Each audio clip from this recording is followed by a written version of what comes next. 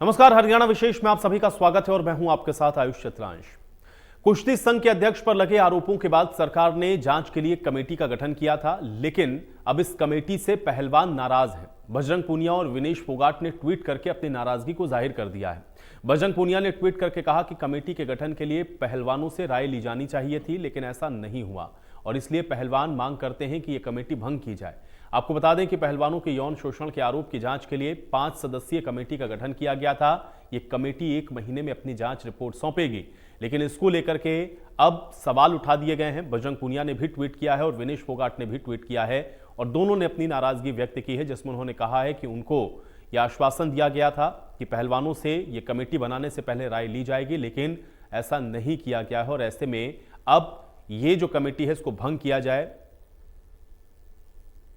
ये कहते हुए ट्वीट किए गए हैं बजरंग पूनिया के द्वारा भी और विनेश फोगाट के द्वारा भी। तो दोनों ट्वीट हम आपको दिखा रहे हैं, इस पर नाराजगी जाहिर की गई है।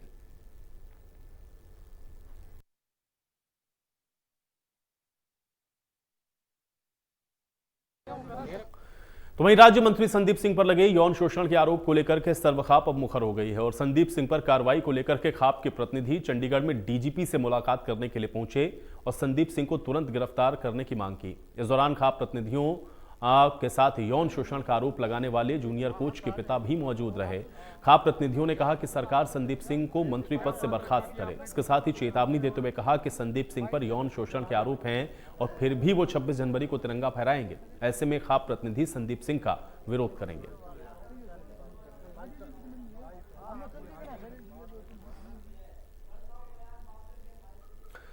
करनाल के कल्पना चावला मेडिकल कॉलेज में छात्राओं के साथ हुए यौन शोषण के आरोपों की जांच शुरू हो गई है। जांच कमेटी के सामने आए छात्र छात्राओं ने एक बार फिर अपने आरोपों को दोहराया। छात्राओं ने कहा कि उन्हें कॉलेज प्रबंधन पर विश्वास नहीं था और इसलिए उन्होंने अपनी शिकायत विधायक दल को दी थी। हालांकि कॉलेज प्रबंधन पीड़ित छात्रों से किसी को मिलने की इजाजत नहीं दे रहा है। वहीं कॉलेज गए निदेशक जगदीश दुरेजा ने इस मामले की निष्पक्ष जांच करने के बाद कार्रवाई किए जाने की बात कही है। दरअसल मेडिकल कॉलेज के छात्राओं ने ओटी मास्टर पवन कुमार पर यौन शोषण के आरोप लगाए हैं। इसके बाद आरोपी पवन को 1 महीने की छुट्टी पर भेज दिया गया है। तो वहीं विधानसभा कमेटी के अध्यक्ष सीमा त्रिखा ने इस मामले की जांच करवाने के आदेश भी दिए थे। 11 विधायकों को न्योता दिया। बच्चों ने अभी जो मेरे से कहा, जो 2-3 हमारे बच्चे थे, मैंने उनको कहा आप सब इकट्ठे हो, मैं तुम्हारे से अलग अलग इंडिविजुअली मिल के बात करती हूँ। कॉलेज अथॉरिटीज़ और चंडीगढ़ से अथॉरिटीज़ आई, उनके साथ बैठते हैं। बहुत सारी चीज़ें क्या होती हैं, बहुत संवेदनशील होती हैं और उन संवेदनाओं में एक 17, 18, 19 साल के बच्चे की मानसिकता भी उतनी संवेदनशील होती है। और मेरे को और आपको या किसी को भी कोई भी इश्यूज जब ऐसे होते हैं तो हमें उसको उसी ग्रेविटी के साथ टेकअप करना चाहिए। तो अभी कुछ बच्चों ने मेरे को, मतलब 2-3 बच्चों ने, 5 बच्चे होंगे यहाँ पर, उस टेबल पे 2 बॉयज़ थे, 4 गर्ल्स थी। उन्होंने कुछ बात बोली, एक बच्चे ने बोली, तो मैंने उनसे कहा आप मेरे पास आओ, भी हम बैठते हैं। टॉर्चर का आरोप है। चेयरमैन है, उन्होंने आपको सब कुछ बताया। हम बच्चों से भी मिले, बहन जी अकेले भी मिली, मैं भी खुद अकेले बच्चों से मिला जो MBBS के फर्स्ट ईयर के छात्र थे।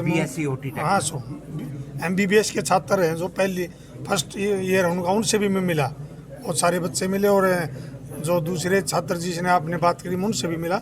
सबसे पहले मेरी मुलाकात हुई, जो बच्चों की शिकायत थी उन्होंने सुना और जो भी हो और भी उनको सुनेंगे, जो भी होगा सही होगा। कोई आरोप लगा रहे हैं वो, देखिए वो सब आप भी समझदार हो, आप समझो इस बात को। आप समझदारी जो भी क्लियर से बताइए। इन्हें पूरी क्लियर होगी, कोई दबाव नहीं रखा जाएगा, ना कोई दबाया जाएगा। जो बात होगी वो उसके ऊपर एक्शन होगा।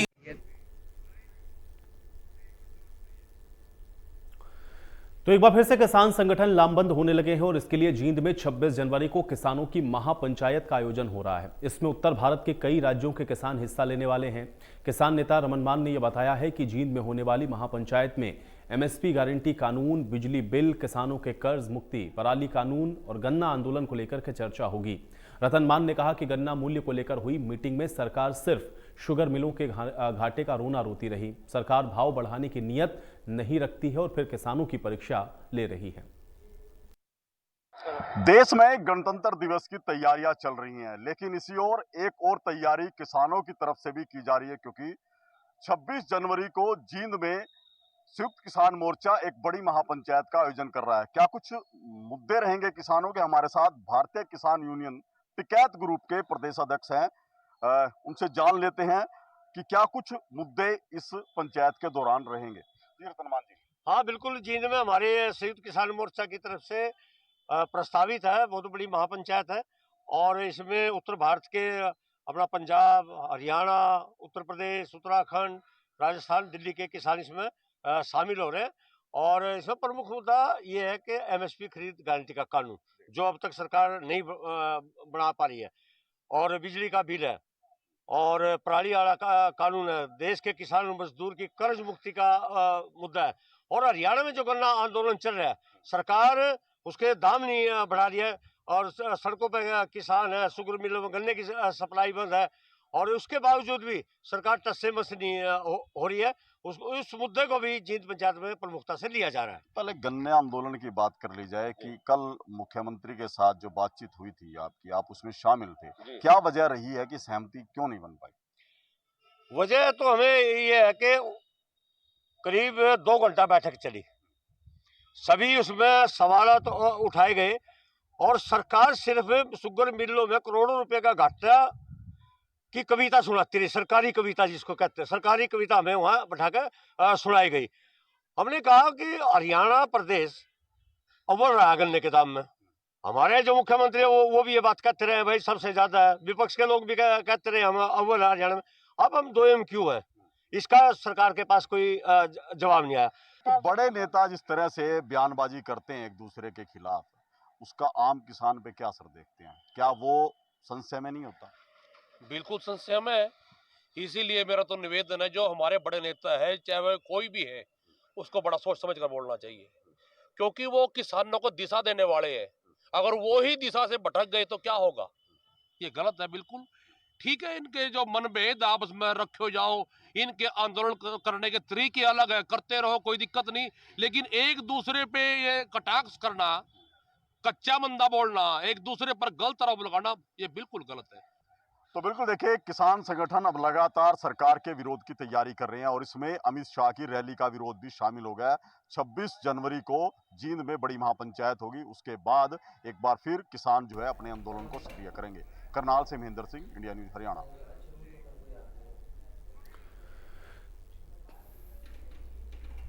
तो चंडीगढ़ में प्रेस कॉन्फ्रेंस के दौरान नेता प्रतिपक्ष भूपेंद्र हुड्डा ने कहा कि आज सरकार से लोग खुश नहीं हैं। इसके साथ ही कहा कि गन्ना किसानों के साथ धोखा हुआ है। हुड्डा ने यह भी कहा कि पाला पड़ने से प्रदेश में फसलें खराब हुई हैं, लेकिन अभी तक उन फसलों की गिरदावरी नहीं हुई। हुड्डा ने कहा कि प्रदेश में भ्रष्टाचार चरम पर है। इसके अलावा हुड्डा ने कहा कि भ्रष्टाचार इस समय तेज गति के साथ प्रदेश में बढ़ रहा है। आज आप देख रहे हैं कि आज हरियाणा की क्या स्थिति है। आज ही अखबार में आया, हाईकोर्ट ने जो एसएस कोऑर्डिनेट सर्विस कमीशन है उसके ऊपर 1 लाख जुर्माना लगाया है। इस वास्ते लगाया है क्योंकि उसमें हेराफेरी थी। और ये जो हम बात शुरू से कर रहे हैं, ये सबकी सरकार में नौकरियां परचून की दुकान कितना बिक रही है, ये साबित करता है। जब पद यात्रा कर रहे थे तो किसान मिले वहां के, उन्होंने गन्ने के भाव पे सरकार ने लागत तो इतनी बढ़ा दी, गन्ने का भाव 1 रुपया नहीं बढ़ा, जबकि हमारे समय में 165% वृद्धि हुई थी गन्ने के भाव की। 110 था मेरे ख्याल में, 117 से 117 था जब हमारी सरकार आई, और जब 310 बढ़ा। इसका मतलब ये है कि हर साल जो है 17% की वृद्धि की हमने हर साल, और इन्होंने 8 साल में 17% की वृद्धि की है, 8 साल में 17% की वृद्धि, और अब 1 भी रुपया बढ़ाया नहीं इन्होंने। आज जो सरसों बोते हैं, मस्टर्ड जो ये हुआ है, जो मौसम की वजह से पूरे प्रदेश में कम से कम तो 60% किसान की सरसों बर्बाद हुई। उसकी ना तो स्पेशल गिरदावरी का कोई आदेश दिया, ना असेस करने का था, ये तो मान गए नुकसान हुआ तो सबको दिखता है, लेकिन उसका कॉम्पनसेशन क्या दोगे, स्पेशल गिरदावरी कराई थी कराई, ये आपके सामने है। तो चंडीगढ़ में प्रेस कॉन्फ्रेंस करते हुए कांग्रेस प्रदेश अध्यक्ष उदय भान ने बताया कि 26 जनवरी से कांग्रेस हाथ से हाथ जोड़ो अभियान चलाएगी और संगठन को मजबूत करने का काम किया जाएगा। अब 26 जनवरी से और 2 महीने के लिए हाथ से हाथ जोड़ो अभियान चलाने का पार्टी ने निर्णय लिया है, जिसके बारे में कल हमने पूरे हाउस की मीटिंग बुलाई है। जो कांग्रेस पार्टी ने जो भारतीय जनता पार्टी के विरोध में जो एक चार्जशीट तैयार करी है 1 पेज की, उसको हमें हाथ से हाथ जोड़ो कार्यक्रम के तहत घर घर तक पहुंचानी है। हर गांव में, हर बूथ पर हमारे कार्यकर्ता वहां पर पहुंचेंगे। हर गांव में जनसभा होगी, मीटिंग होगी, पब्लिक मीटिंग, उसके माध्यम से जन जागरण होगा। जो इसका हाथ जोड़ो का जो लोगो है उसको घरों पर चिपकाएंगे और लोगों के अंदर पूरा इन सारे कार्यक्रमों के प्रति जो उनका जन समर्थन हासिल करने के लिए सभी हम घर घर जाने का, जो डोर टू डोर जैसे चुनाव में कैंपेन होती है, उसी तरह से हमारी पार्टी ने बहुत पूरे लार्ज स्केल पर ये योजना बनाई है। तो वहीं इस प्रेस कॉन्फ्रेंस में उदय भान ने बीजेपी पर भी निशाना साधा। उदय भान ने कहा कि बीजेपी कुछ का साथ और विकास और खुद के विकास की नीति पर काम करती है। इसका शीर्षक है भ्रष्ट जुमला पार्टी। बीजेपी को भ्रष्ट जुमला पार्टी, और इसके जो मुख्य जो है कुछ का साथ खुद का विकास, कुछ का साथ और खुद का विकास, सबके साथ विश्वासघात,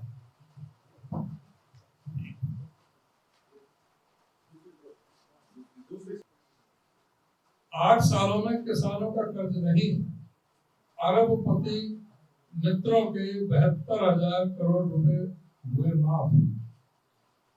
खास मित्र बना भारत के 30% बंदरगाह, एयरपोर्ट, बिजली उत्पादन और कोयले की खदानों का मालिक। पार्टी की संपत्ति 5,000 करोड़ से भी ज्यादा। भाई भतीजा जनता पार्टी ने बढ़ाया परिवारवाद, राजनीतिक घरानों से बनाए 20 मंत्री, 14 MP और 31 MLA। तो जननायक जनता पार्टी के छात्र इकाई इंसो में संगठनात्मक नियुक्तियां कर दी गई हैं। जेजेपी महासचिव दिग्विजय चौटाला ने जानकारी देते हुए बताया है कि अजय राव को इंसो का प्रदेश अध्यक्ष नियुक्त किया गया है, जबकि रवि मशीद को इंसो का प्रदेश प्रभारी बनाया गया है। दिग्विजय चौटाला ने दावा किया कि छात्र राजनीति के लिए 2023 काफी महत्वपूर्ण साबित होने वाला है।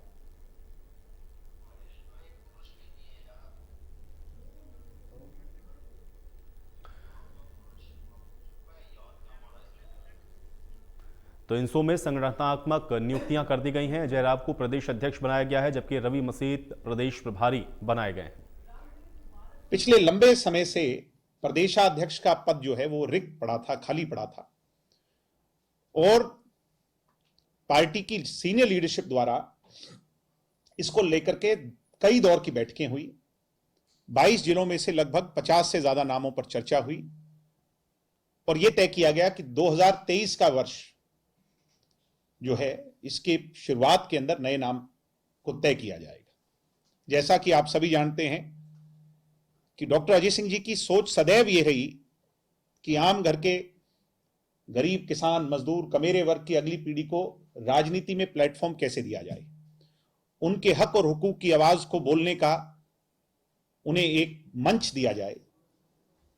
तो ये तो तय है कि जब इसके पदाधिकारियों को चयनित करने की बात आई तब भी इस बात का विशेष तौर पर ध्यान रखा गया कि स्वर्गीय चौधरी देवीलाल जी की सोच पर मोहर लगाई जाए और सामान्य घरों के बच्चों को कैसे आगे लाकर राजनीति में एक्सेल कराया जाए, उन्हें एक मंच दिया जाए।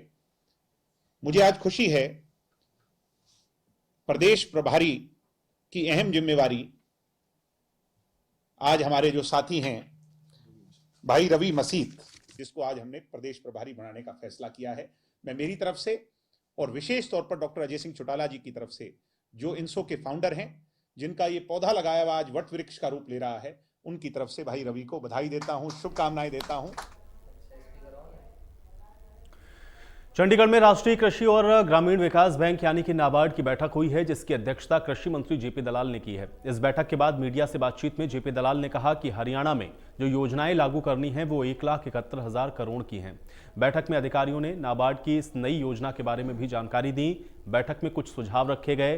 कृषि मंत्री जेपी दलाल ने कहा कि बैठक में इस बात पर भी चर्चा हुई कि जो निजी बैंक किसान को 10 लाख रुपए का लोन देते हैं, अगर किसान ये लोन नहीं चुका पाता है तो उसकी जमीन को हड़पने की कोशिश होती है। अब बैंकों की इस नीति पर लगाम लगेगी। इसके साथ ही जेपी दलाल ने यह भी बताया कि बैठक में अधिकारियों को अगले 1 या 2 साल में 10,000 झींगा फार्म बनाने के निर्देश भी दिए गए हैं, ताकि गांव में युवाओं को रोजगार के साथ जोड़ा जा सके।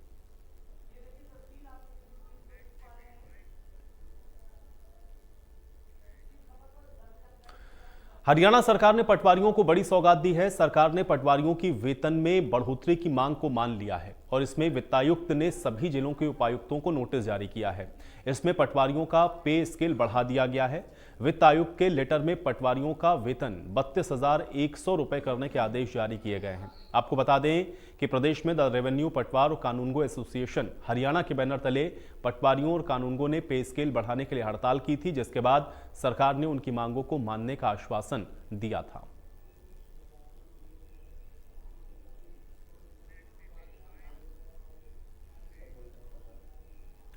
फरीदाबाद की डबुआ मंडी की पार्किंग को लेकर हुए फर्जीवाड़े ने अब तूल पकड़ लिया है और कांग्रेस विधायक नीरज ने पार्किंग के ठेके में फर्जीवाड़ी को लेकर कृषि मंत्री जेपी दलाल और प्रशासन को एक चिट्ठी लिखी है, जिसमें उन्होंने इस पूरे मामले की जांच की मांग की है और सरकार को हुए रेवेन्यू के नुकसान की भरपाई जिम्मेदार अधिकारियों से करने की मांग भी की है।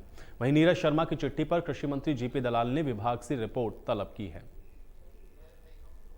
ये बिल्कुल गलत है कि सरकार का नुकसान है। पहली बात तो मैं यही क्लियर करना चाहूँगा और इसमें सारी कार्रवाई नियमानुसार करी गई है।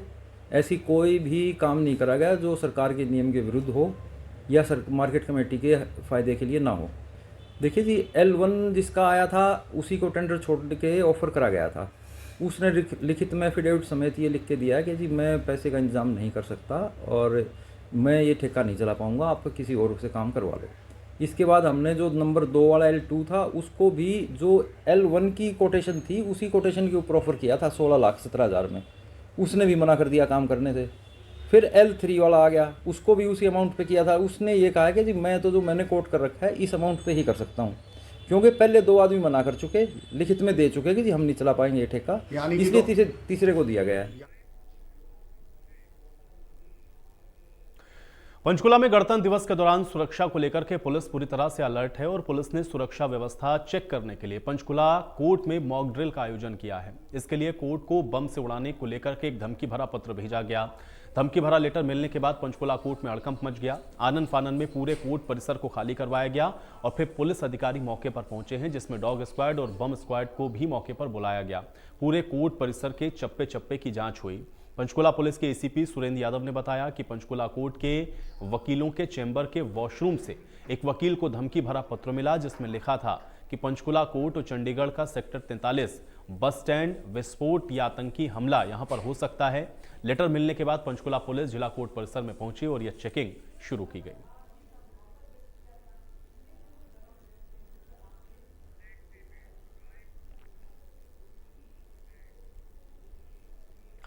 सोनीपत में गणतंत्र दिवस को लेकर के फुल ड्रेस रिहर्सल की गई है। रिहर्सल के कार्यक्रम में अतिरिक्त उपायुक्त अंकिता चौधरी ने मुख्य अतिथि के तौर पर शिरकत की। अंकिता चौधरी ने ध्वजारोहण करके परेड की सलामी ली और इस दौरान रंगारंग और सांस्कृतिक कार्यक्रमों का आयोजन किया गया। सोनीपत में इस बार गणतंत्र दिवस के मौके पर हरियाणा विधानसभा के उपाध्यक्ष रणबीर गंगवा बतौर मुख्य अतिथि मौजूद रहे।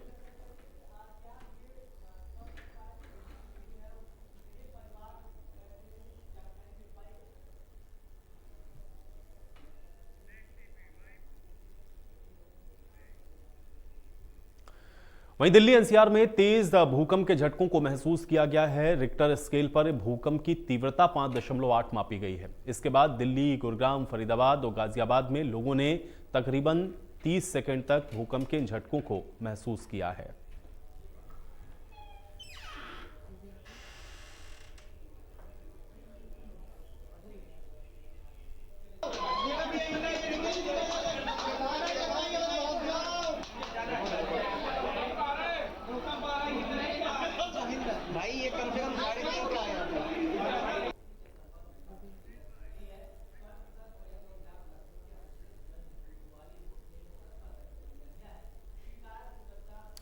तो प्रदेश में एक बार फिर से मौसम ने करवट बदल ली है। प्रदेश के जिलों में हल्की बारिश हुई है, जिससे ठंड बढ़ी है। चंडीगढ़ में कई जगह पे बारिश के साथ ओलावृष्टि हुई है। तापमान में गिरावट दर्ज की गई है।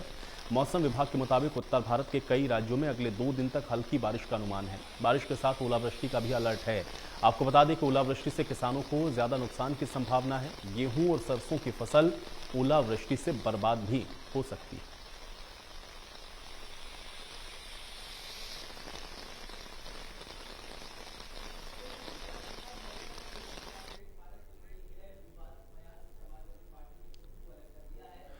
तो प्रदेश में एक बार फिर से मौसम ने करवट बदली है। भिवानी में हल्की बारिश के बाद मौसम में बदलाव आया है। जिले में आगे कैसा मौसम रहेगा, इस बारे में कृषि विज्ञान केंद्र के अधिकारी ने बताया है कि अगले 102 दिन हल्की बारिश की संभावना है, जिससे मौसम शुष्क होने की संभावना बनी हुई है।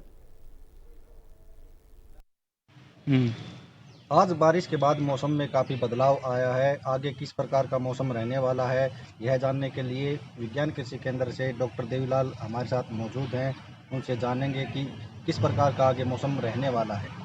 जी सर। जो अभी आपने बदलाव का जो जिक्र किया, जो ये बदलाव है, ये जो हमारी पहले से पूर्वानुमान था 24 तारीख की रात्रि से लेकर के 25 तारीख तक ये जो है बदलाव रहेगा। बदलाव के साथ साथ हल्की बूंदाबांदी से लेकर मध्यम बारिश भी कहीं हो सकती है। तो ऐसा हमारा पूर्वानुमान था। आज मौसम में बदलाव भी हुआ है, हल्की बूंदाबांदी भी हुई है और ये बदलाव जो है वो कल तक रहेगा। उसके बाद में मौसम के साफ होने की संभावना है। तो अभी जो अधिकतम तापमान है वो 20 डिग्री के आसपास बना हुआ है और न्यूनतम तापमान 8 डिग्री के आसपास है। तो अभी 2 दिन तापमान में कोई खास बदलाव होने की संभावना नहीं है। उसके बाद में जो है वो तापमान में बदलाव जो है वो संभावित है। अगर बात की जाए तो 20 डिग्री है और न्यूनतम तापमान की अगर बात की जाए तो 8 डिग्री आका जा रहा है। आज और कल यानी मौसम में बूंदाबांदी रहेगी और आगे मौसम शुष्क होने की संभावना है। भिवानी से सुमित जांगड़ा, इंडिया न्यूज, हरियाणा। और चलिए इसी के साथ हरियाणा विशेष में मेरे साथ फिलहाल इतना ही।